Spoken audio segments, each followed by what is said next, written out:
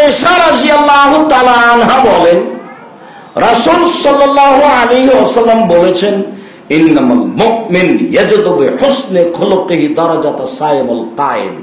নিশ্চয় মানুষ নিয়মিত নফল সিয়াম পালন করে যত নেকি পায়, নিয়মিত তাহাজ্জুদ পড়ে যত নেকি পায়, সদাচরণে তত নেকি পায়। দুটার সমন্বয় একটা, তো দুটাই তো নিজ নিজ স্থানে অনেক বড়।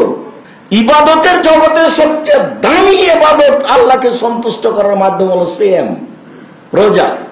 আর আল্লাহকে সন্তুষ্ট করা এবং দামি জান্নাত পাওয়া, নবীর সাথে জান্নাতে থাকার মাধ্যম হলো তাহাজ্জুদ। এখন এই দুটো মিলে যা হলো সদাচরণ, একাই তাই হলো। তো সদাচরণ কি জিনিস? এ তো অবাক ইবাদত, আশ্চর্য ইবাদত। সদাচরণ মানুষের কাছে থাকলে সমাজে কোনো গন্ডগোল, মারামারি, হইচই, দাঙ্গামা হাঙ্গামা, জেনা চুরি রাহাজানি কিছুই থাকবে না। মনে হবে যে ফেরেশতা দিয়ে চলছে। এর নাম সদাচরণ। এত নেকির কাজ তা তো এমনি নয়, অবশ্যই এটা ভিন্ন কিছু, যার কারণে এত নেকি।